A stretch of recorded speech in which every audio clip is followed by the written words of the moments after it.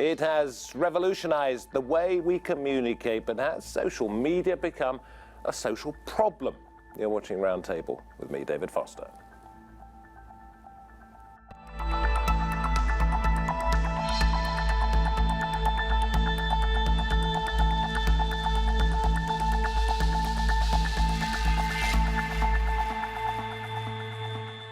You don't need me to tell you this, but I will anyway. It connects us with people all over the world, helps us stay in touch with friends and family. But Facebook, it appears, is also a vehicle used to manipulate users. What have we learned from the Cambridge Analytica scandal?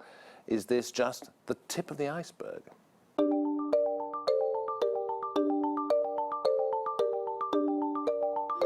It started out as simply an online platform to connect friends, and became the biggest network of its kind. Facebook is now the world's biggest database, with more than 2.2 billion users. It's now embroiled in one of the biggest data breach scandals in history. It's being claimed that the data of millions of users could have been used to manipulate the US elections and the UK's Brexit referendum. Has a simple social platform been turned into a vehicle for human manipulation? Can the data that people upload online be used to disrupt social order? With every click on social media, users leave a digital trail behind them. Their likes, dislikes, opinions, friends, the articles they read, all help to build a profile of who they are. It is valuable information for advertisers and for infiltrators. British data firm Cambridge Analytica claims it played a pivotal role in winning US state elections, getting access to more than 50 million Facebook users' data and creating psychological profiles of them. It targeted users with politically charged ads without authorization. During Britain's Brexit referendum, the Vote Leave campaign allegedly paid a similar data company, which it's claimed gave that data to Cambridge Analytica.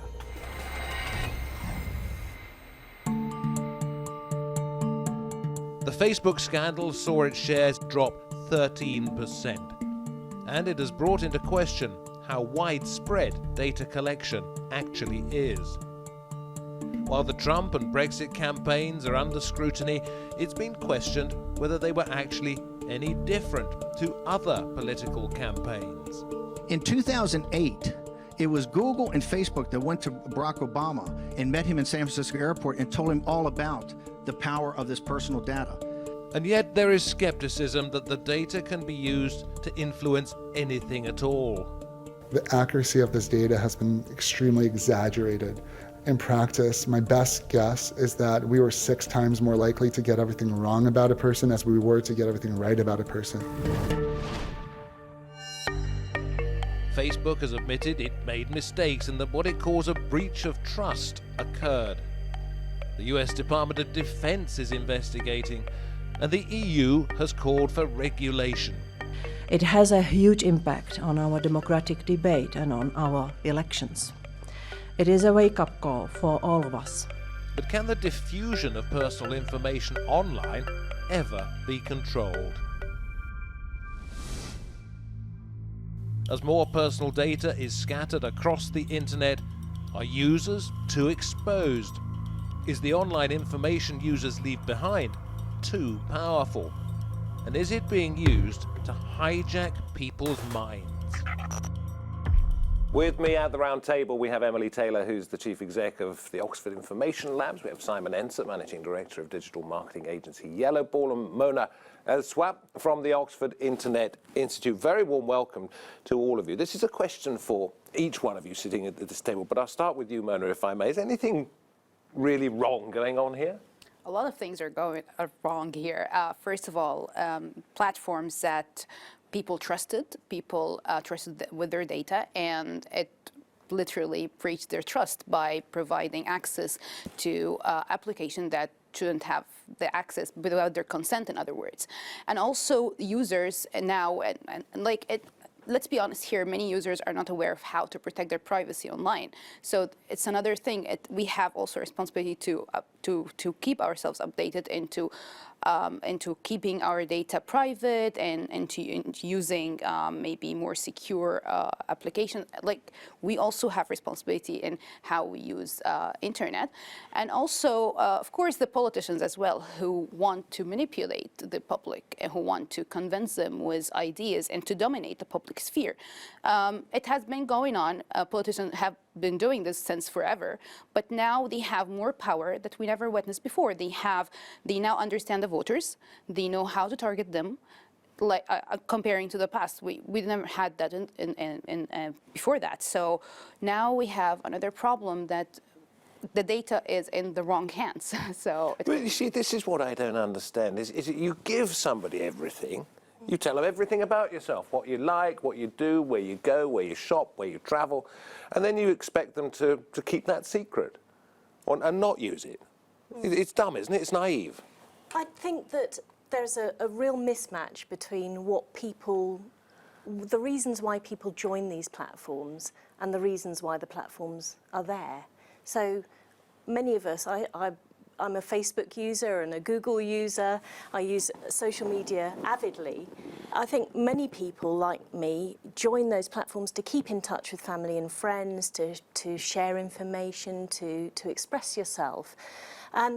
But when you read the terms and conditions of these platforms, it's very clear that their reason, which of course most people don't do, it's very clear that their reason for existing is that they are advertising platforms, and all of that data, all of the information that you've described is used to target individuals very precisely. But are they saying in those terms and conditions, and I have to say, I have not read it, but are they saying we are going to perhaps sell your data to somebody who's going to use it to, okay, they wouldn't put to influence an election, but this data could be used by a third party? Oh, absolutely. It's there. Well, then what are we moaning about? I think it's probably the fact that we haven't really come to terms with the effect of this sort of obsessive compulsive data collection.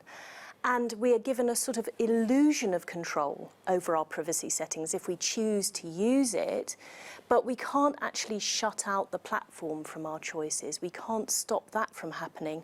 And once the platform has got that data, then so do its third-party advertisers, so do governments, so do app providers. And it's still clear, even now in Facebook's terms, that app providers can get your list of friends and the data that you share with them. It's And apparently, by looking at your likes, they can learn more about you than you would know about your husband or your wife. Well, that's the theory, right? Apparently, credit card companies can tell when a divorce is going to happen before you know, purely from spending habits. There is a difference between advertisers using the platform that's provided by these platforms, Facebook, Google, and the potential exploitation of data with third parties to something that has potentially more meaning than influencing a purchasing decision, i.e. the US election or Brexit. Okay, an awful lot of people are going, well, this is awful, this shouldn't be happening. You say if they look at the terms and conditions, they would know it was going to happen, or something like it was going to happen. Is any of this going to put people off, do you think, using? Maybe. You place adverts on these social media platforms. Yeah. Are you going to stop advertising with them because you're outraged? No, but we don't use the data in the same way that apparently Cambridge Analytica use the data. Not suggesting you were, Simon. I'm saying because Facebook and Cambridge Analytica have done what they've done, are you in any way considering, as other people are, that this is the wrong type of thing to have done and therefore we won't touch them anymore? Guilt by I think there are a lot of... association. Short answer is no. I think the companies that we work with haven't exploited that data. I think that a lot of companies, and especially the bigger brands, are very concerned about the public image that's reflected on them through proxy of using Facebook.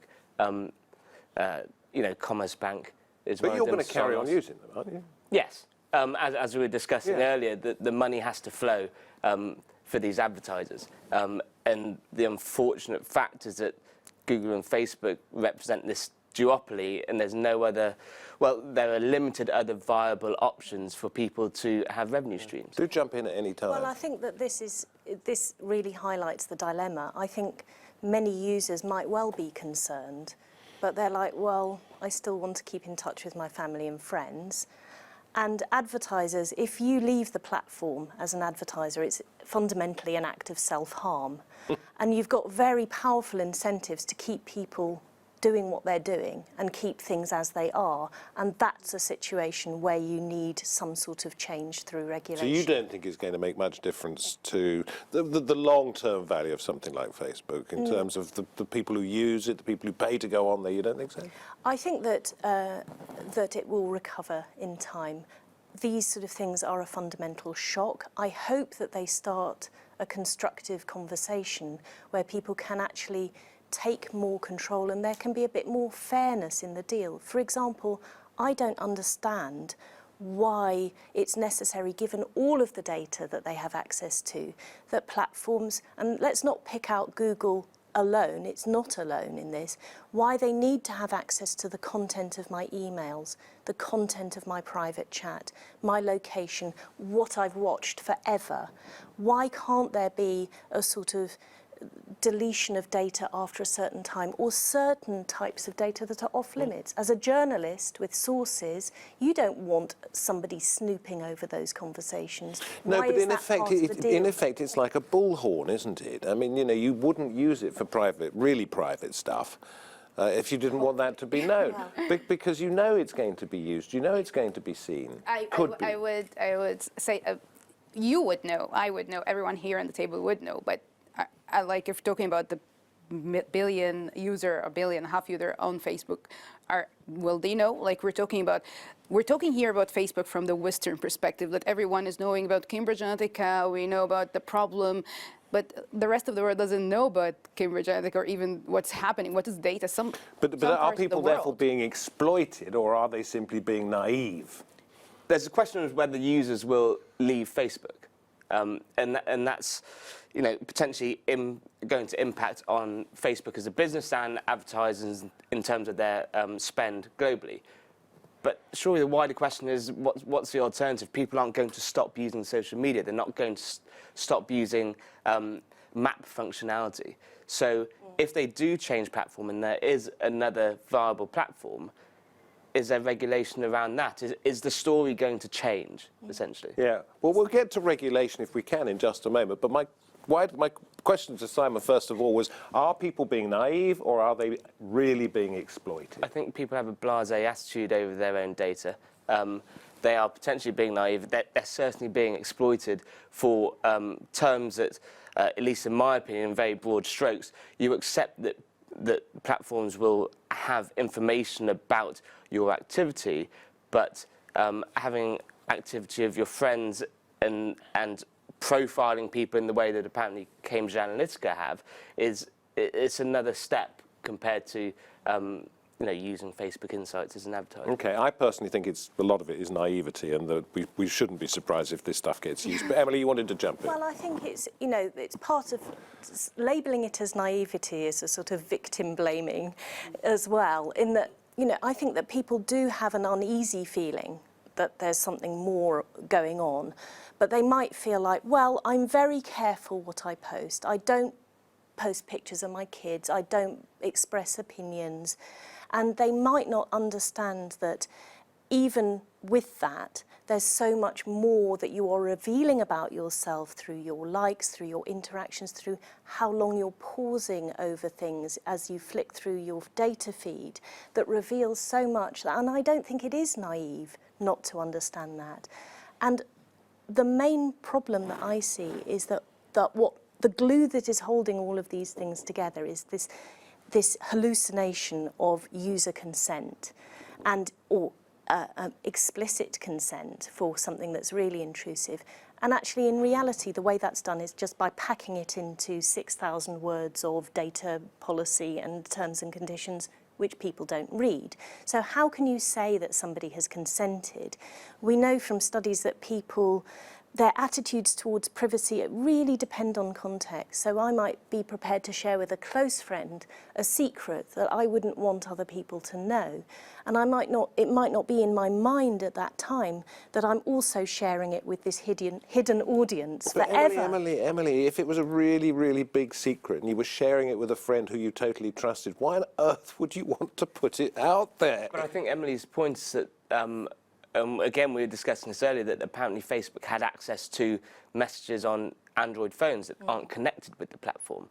So there's a more insidious part of the data mining rather than just So your phone messages that are nothing to do with Facebook, yeah, they can look at them. And also, if you do the painful thing of excluding all of these platforms and providers from your life, and some security researchers have done that, they're like, well, I don't know why I went through the pain because everybody I'm corresponding with is on Gmail. So all of my interactions with them are actually effectively in the public domain as a result. Are there plans to change this? Has anybody got an idea how to do it? Yeah, I think platforms now understand how serious this is. They have to take it seriously, otherwise they will be held accountable to every mistake. And now I'm happy with what is happening now because they realize the mistake. I hope they will fix it. Also, I'm also happy with the trending of the idea delete Facebook.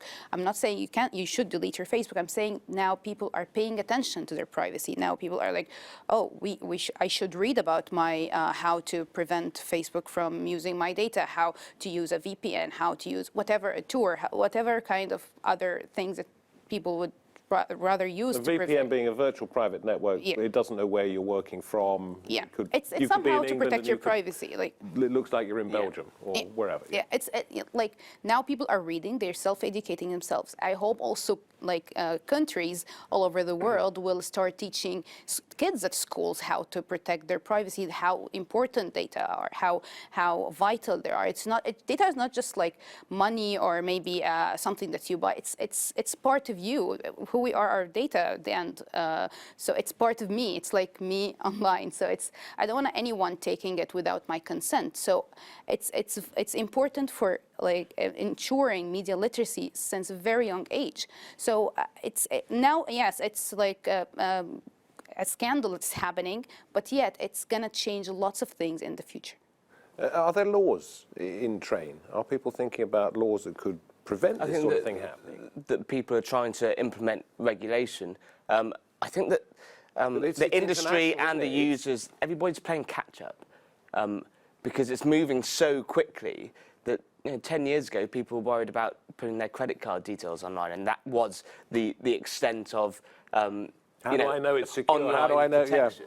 Whereas now, we live in a digital world. There's no denying that, and our lives are digital. So, the awareness. There's more than one side to the story. There's the third parties. There's the social platforms. Doesn't even have to be social platforms, and the users, and they're all trying to, I suppose, figure out where the line is and where the parameters are in terms of utilisation of data. Because Emily, you said to one of our producers, we need laws and policies that aren't subject to corporate interests. How would that work? What I think we need to do is probably the opposite of what's going to happen. So I think the instinct at the moment is to go, oh, this technical thing, let's get the techies to sort it. Let's add some more technology and our societies will be fairer. I think we're seeing the result of adding more technology on our societies now. What we need to do is for policymakers and for lawmakers to help those technology platforms, who I do actually believe are a bit shocked at the impact of some of the things that are happening, to make better decisions and to be more transparent. Another worry that I have is that researchers such as Mona or myself are already struggling to get accurate data out of the platforms. So much of the web is disappearing behind walls that if the reaction is I don't really understand it. Well, so at the moment, so if you wanted to do some research on what's happening on websites, you can just go and visit them. If you want to know what's happening in Facebook or Google, particularly in Facebook, you have to ask Facebook. and you have to rely on information that is provided to you. And that although Facebook does have research elements, the common experience anecdotally from many researchers is that when they go to Facebook to ask for information about controversial issues like, what are you doing about hate speech? What are you doing about content moderation? The answer is this, nothing. And so we need more transparency. Well, they actually say we're doing nothing, or they just sort of say push radio it into the long silence, grass. Yeah, radio okay. silence, even from good friends, you know. So there's a problem. The reaction to the scandal that we've seen so far from Facebook is defensive. It's like, we are going to stop third parties getting access to the data. I think what needs to happen is much more transparency and more accountability of the platforms, and others to help them to make fairer decisions. See, More 2004, I made a note that Mark Zuckerberg said something, well, I couldn't repeat it on television, terribly disparaging about Facebook users and their data and what he was going to do to their data. That is 14 years ago. It's been going on forever. Why are we only just now waking up to it? Because it's now Cambridge Analytica in the US. If it happened with other countries, I doubt this would have been that much of a dilemma to people. It just, now with a case, people have an evidence. We had the sense in political studies that something happened in 2016. But now we have clear evidence that, okay, we know now. But we were not like, oh, wow, this really happened. No, we weren't like that. We were like, okay, now we have someone from inside to tell us. So it wasn't very surprising, but let's be realistic here. There are many companies are doing the same thing, maybe in different scales, but they're doing the same thing, different countries. So it's been going on forever. So I just like, now it's good that we're talking about it and making everyone aware of it. But surely the only way it's going to change is if people say, I'm sorry, I'm so fed up with that, I'm not going to do it anymore. So the pressure has to come not from regulators, but from users, and with users comes the money that they get paid by advertisers, etc., etc. A sort of enough is enough type of campaign. Well, I think that the awareness... Otherwise it won't change. The reason why it's become so popular, in my opinion, is that it's now coming to light that this data is being used to influence polarised opinion.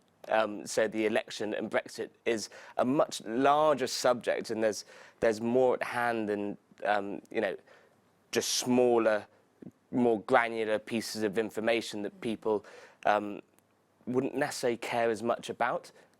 It's a very emotional subject for the most powerful country in the world, and Britain as well. But don't you believe that the pressure has to come from the users and the advertisers rather than from the regulators?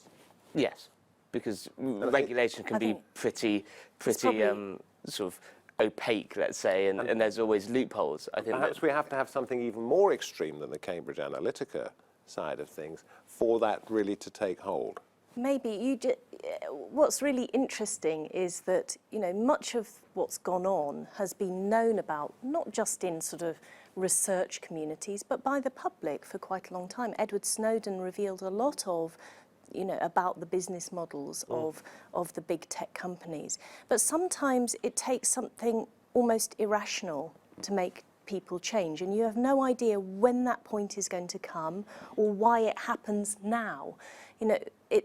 It's a bit, there are, climate change everybody's known about for many, many generations, and yet still people are using the single-use plastic bottles. Why is it now that people are like, I need to change? It doesn't make any sense, but in a way, you can't see why it would change, but it might change because of something that we don't even understand. And something that's quite unpredictable, because you've got such a complex system, which is so now enmeshed in so many aspects.